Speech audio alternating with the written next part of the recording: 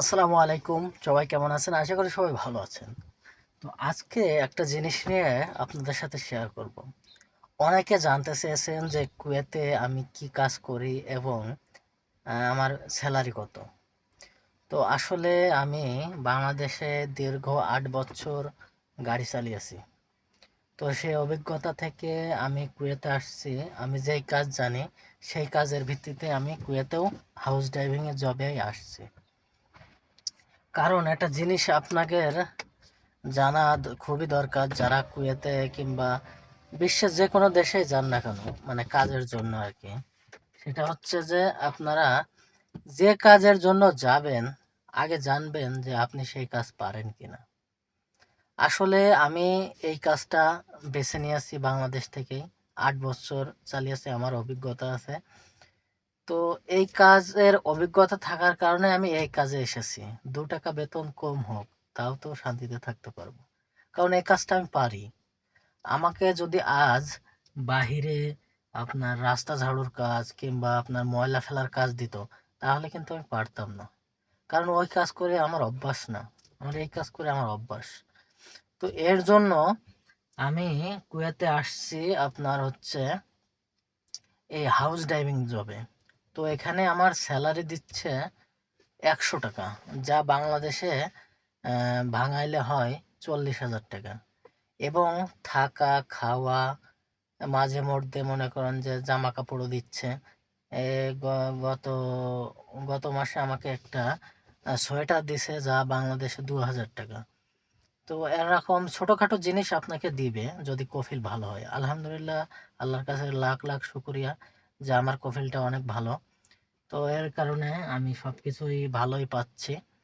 আর থাকা খাওয়া নিয়ে কোনো টেনশন নেই। আকামা, লাইসেন্স এগুলোর কোনো টেনশন নাই। ২ বছর পর পর ৩ মাস ৪ মাসের ছুটি দিবে। যাওয়া আসা খরচ সব মালিকের, মানে বিমান ভাড়া। আর এমনি যদি মালিক ভালো হয় তাহলে দেখা যাচ্ছে কিছু খরচার টাকাও দিয়ে দিতে পারে। আর যদি মালিক মন মানসিকতা যদি অতটা ভালো না হয় তাহলে দিবে না। তো আর আমি ওইগুলোর আশা করি না। কারণ যে দিবে তো এমনি দিবে, যে দিবে না সে হাজার বললেও দিবে না। তো আমার বেতন ৪০,০০০ টাকা। এখানে থাকা খাওয়া, বাড়ি আসা যাওয়া, তারপর লাইসেন্স আকামা করা সব মালিকের দায়িত্বে। এই হাউজের কাজে আসলে বেতন কম, কিন্তু আপনি এটুক শান্তিতে থাকতে পারবেন। যে লাইসেন্স নিয়ে আপনার টেনশন নেই, আকামা নিয়ে টেনশন নেই, তারপরে থাকা খাওয়া নিয়ে টেনশন নেই, বাড়ি যাওয়া আসার জন্য টিকিট কাটা নিয়ে কোনো টেনশন নাই। এইগুলো আপনি টেনশন করবেন না। আর যারা বাহিরে কাজ করে, মানে আপনার এই যে বলদিয়া কাজ বলে, যে বাহিরে আপনার হচ্ছে আহ, মানে বিভিন্ন কাজ এখনো অত আমি বুঝে উঠতে পারিনি, কিন্তু বলদিয়া কাজ যারা বাহিরে করে তাদের কিন্তু নিজের খাওয়া, নিজের পড়া, নিজের বাড়ি যাওয়া আসার খরচ, নিজের পকেট খরচ, মোবাইল খরচ, তারপরে মানে পোশাক আশাক, সব কিছু আপনার নিজেকে করতে হবে। এটা আপনার আকামা খরচ, বছর শেষে আপনাকে আকামা খরচ বের করতে হবে। আপনি ২০০-২৫০ টাকা কামান, মানে কুয়েতের, যা বাংলাদেশে ৮০-৯০ হাজার টাকা হয়। তো হিসেব করে দেখেন, লাস্টে আপনি জ্বর গেলে আপনি ৫০ থেকে ৫৫ হাজার টাকার বেশি রাখতে পারবেন না। কারণ আপনার তো থাকার জন্য আপনার টাকা দিতে হবে। যদি আপনার কোম্পানি হচ্ছে আপনার বাসা দেয় তাহলে তো ভালো। আর বাসা না দিলে আপনার থাকার টাকা, খাওয়ার টাকা, মোবাইল বিল, বাড়ি আসা যাওয়ার বিল, তারপরে আপনার হচ্ছে যে ইয়ে কি বলে মোবাইল খরচ, তারপরে হচ্ছে আপনার জামা কাপড় খরচ, মানে এভরিথিং সব নিজের খরচ নিজেই চালাইতে হবে। হিসেব করে দেখেন যে সমানই ১-১০ হাজার টাকা বেশি রাখতে পারবেন, আমাদের চাইতে ১-১০ হাজার টাকা বেশি রাখতে পারবেন।